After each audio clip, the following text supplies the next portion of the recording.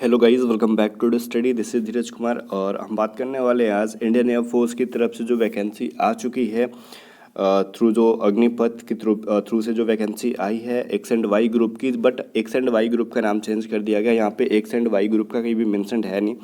फिर भी हम बात करने वाले हैं इसके अंदर क्या क्या बदलाव आया है और इसके पैटर्न में, इसके सिलेबस में, और इसको फर्स्ट अटैम्प्ट में कैसे क्रैक करना है वो चीज़ें मैं आपको बताऊंगा, ठीक है। बिकॉज आपको पता है कि आपको अच्छा सलाह वही दे सकता है जो एक्चुअली वो क्रैक कर सकता हो एग्ज़ाम को, और जो क्रैक करते आ रहा हूँ।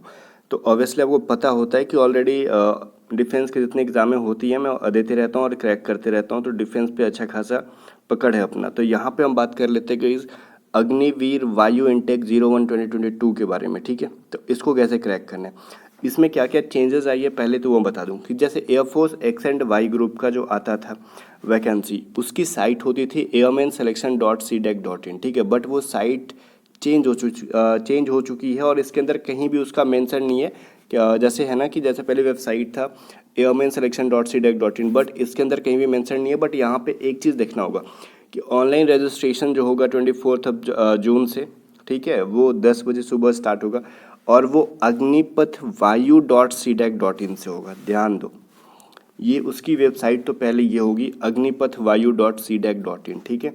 अब एयरमैन सिलेक्शन वाला वेबसाइट छोड़ो, साइड हटो, अब यहाँ पे आ जाओ, ठीक है।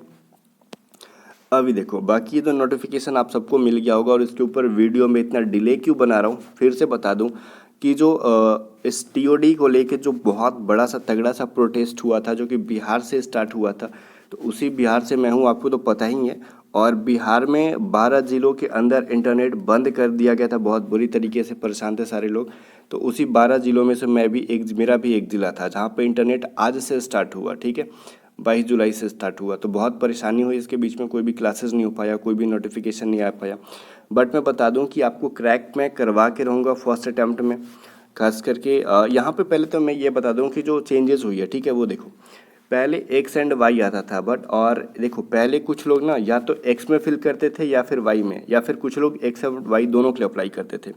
बट इस बार इनका नाम चेंज किया गया। नाम क्या चेंज करके किया गया मैं वो आपको बता देना चाहूँगा सबसे पहले, जो कि आपके लिए इंपॉर्टेंट है, ठीक है। चलो देख लेते। तो इनका नाम चेंज किया गया है साइंस सब्जेक्ट, ठीक है। पहला है साइंस सब्जेक्ट, दूसरा है अदर देन साइंस सब्जेक्ट, तीसरा है science subject and other than science subject. तो ये नाम इन्होंने क्यों चेंज किया, ये थोड़ा सा मतलब बेतुका लग रहा है, मतलब वो सही नहीं लग रहा है, नाम चेंज नहीं करना चाहिए था। साइंस सब्जेक्ट बोले तो x group, other than science subject बोले तो वाई ग्रुप, और ये science subject and other than science subject मतलब एक्स एंड वाई ग्रुप, इनका नाम जो है थोड़ा सा चेंज कर दिया गया, ठीक है। तो साइंस सब्जेक्ट वही है एक्स ग्रुप के लिए जो अप्लाई कर रहे थे बच्चे। तो अब आप कौन कौन से लोग अप्लाई कर पाएंगे वो सभी चीज़ें मैं बात करूंगा। जब मैं साइंस सब्जेक्ट बोलूँगा तो आप अपने दिमाग में रखना एक्स ग्रुप के बारे में बात कर रहे हैं हम लोग। मैं अदर देन साइंस सब्जेक्ट बोलूँगा तो आप समझ लेना हम वाई ग्रुप के बारे में बात कर रहे हैं, और वहीं पे मैं science subject and other than science subject कहूँगा तो समझ लेना एक्स एंड वाई दोनों के बारे में बात कर ले।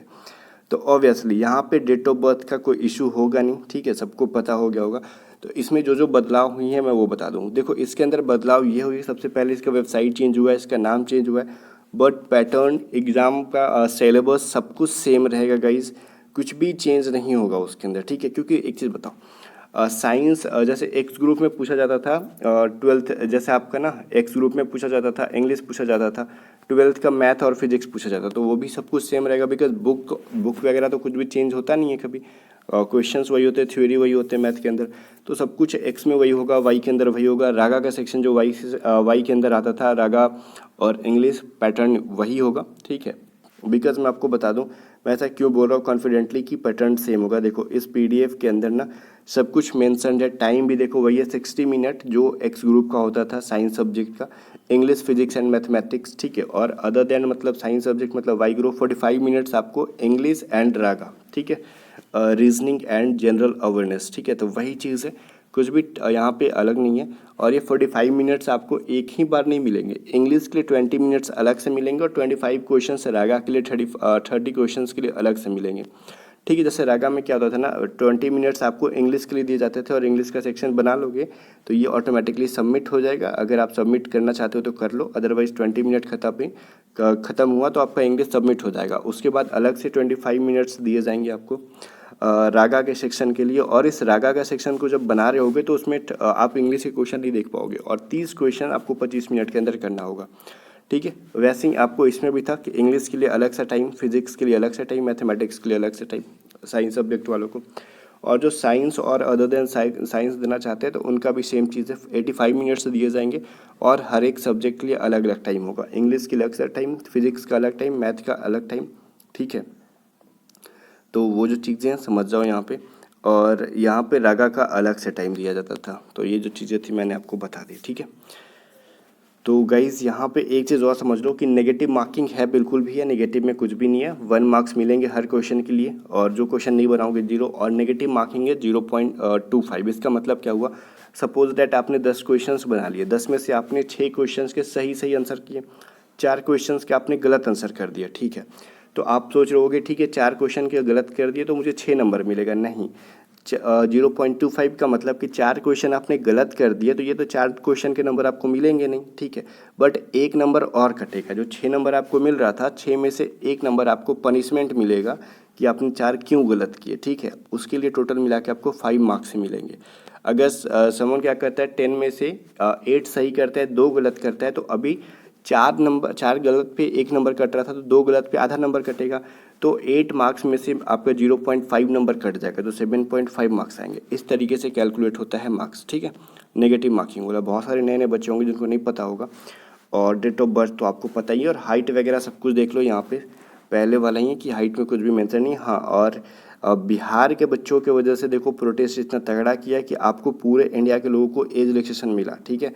तो एज रिलैक्सेशन में देख रहे हो अच्छा खासा आपको दिया गया डेट है, एज है 23 ईयर तक, जो कि कभी नहीं मिला था। बहुत सारे लोगों ने, पूरे इंडिया के टीचर ने जान लगा लिया था एक बार ये और ट्विटर कैंपेन वगैरह करके, तो भी वो कुछ नहीं उखाड़ पाए थे, एज रिलैक्सेशन उनको नहीं मिला। बट बिहारियों ने यहाँ पे उखाड़ के दिखा दिया कि यहाँ पे एज रिलैक्सेशन कैसे दिलवाना चाहिए। तो 29 दिसंबर 1999 से 29 जून 2005 के बीच में अगर डेट ऑफ बर्थ है या फिर ये दोनों डेट ऑफ बर्थ है तो आप अप्लाई कर सकते हो। ठीक है। बट यहाँ पे एक चीज़ मैं आपको और कहना चाहूँगा गाइज, छोड़ो देखो, इस टीओडी के पूरे दौरान हम लोग बात करें कैसे एग्ज़ाम को कैसे क्रैक करना है। बट टीओडी के पूरे दौरान एक चीज़ समझ लो कि जो भी यहाँ पे प्रोटेस्ट हुआ उसका कुछ बहुत ज़्यादा नुकसान भी हो गया और कुछ फ़ायदा भी हो गया। नुकसान ये है कि जितनी भी प्रॉपर्टी जलाई गई, जितनी भी तोड़ी फाड़ी गई, वो सभी गवर्नमेंट का उसमें कुछ नहीं गया, उसमें जो भी गया हमारा और आपका गया। आपने ट्रेनें जलाई, ठीक है चलो ट्रेनें जला दी, उससे गवर्नमेंट का क्या गया। गवर्नमेंट अगर ट्रेन पे 500 करोड़ या फिर 1000 करोड़ बजट निकालती थी तो अगले बार वो 1200 या फिर 1500 करोड़ निकालेगी, कुछ अपना मुनाफा देख के निकाल लेगी। ठीक है। उसमें वो 1200-1500 करोड़ का रुपया जाता कहाँ था, तो हम जैसे गरीब लोग, मिडिल क्लास लोग या फिर अमीर बिजनेसमैन जो टैक्स पे करते थे उनसे ये सभी चीज़ें चलती हैं। ठीक है। गवर्नमेंट के घर से कुछ नहीं जाता, गवर्नमेंट उस ट्रेन से कभी नहीं जाती है। तो आप अगर कोई इंसान गलती करता है तो उसकी सज़ा हम अपने आप को क्यों दें, उस इंसान को दो ना भाई। ठीक है। चलो अब यहाँ पे हम बात कर लेते हैं कि अब इसको क्रैक कैसे करना है। तो यहाँ पे समझ सुन लो, यहाँ पे बहुत अच्छे से एक बात समझ लो कि यहाँ पे आपके पास अगर आप 2 महीने टाइम देते हो इसके ऊपर बहुत बढ़िया से काम कर लोगे। अगर आप साइंस सब्जेक्ट वाले हो तो आपको इंग्लिश के लिए सिर्फ और सिर्फ केडी पब्लिकेशन बुक लेनी है। ठीक है। KD publication book, don't worry, मैं आपको पढ़ा भी दूंगा केडी पब्लिकेशन बहुत ही डेप्थ में जाके।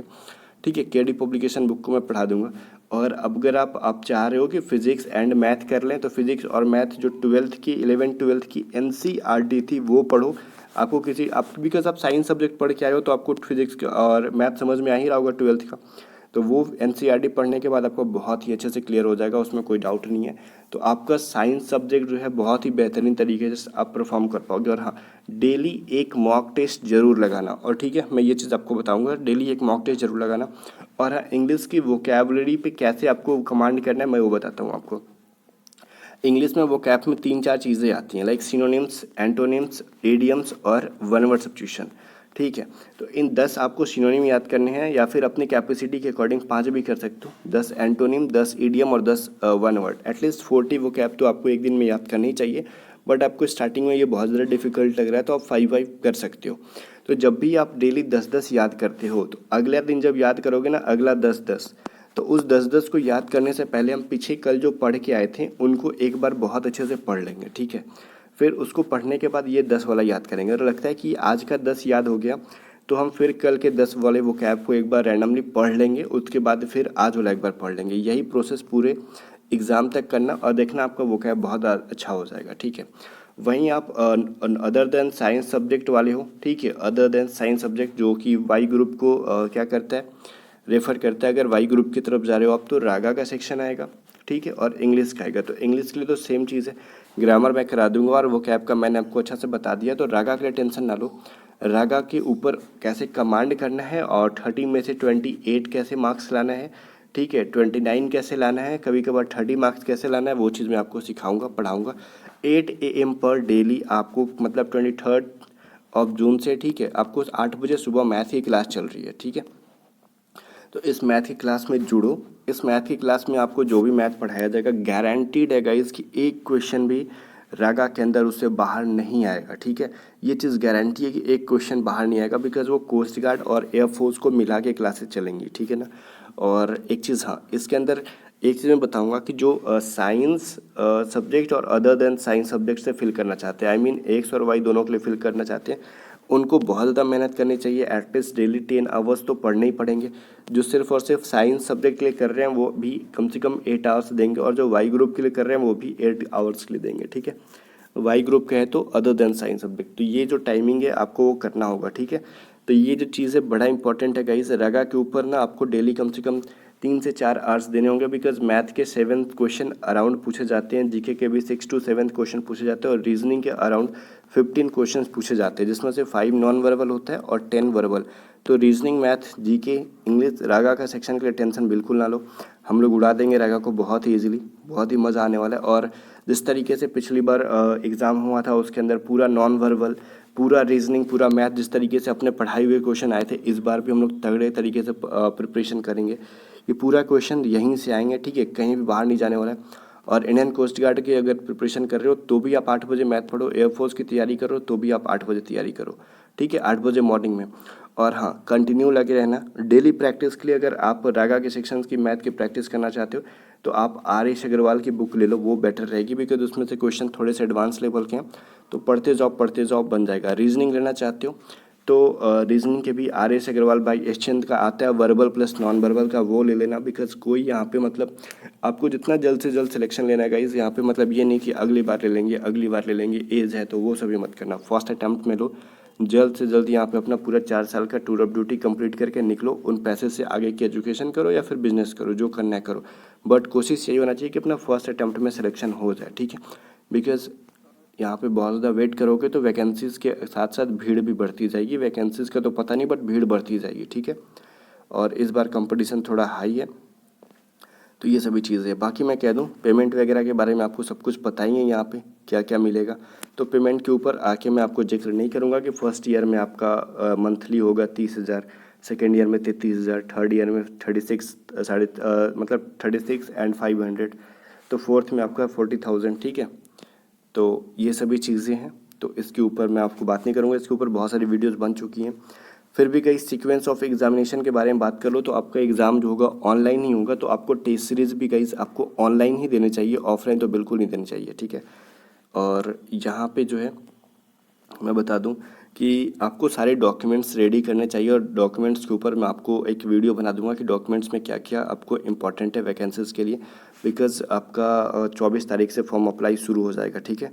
बाकी गाइस मिलते हैं हम लोग नेक्स्ट वीडियो में, तब तक के लिए बाय बाय।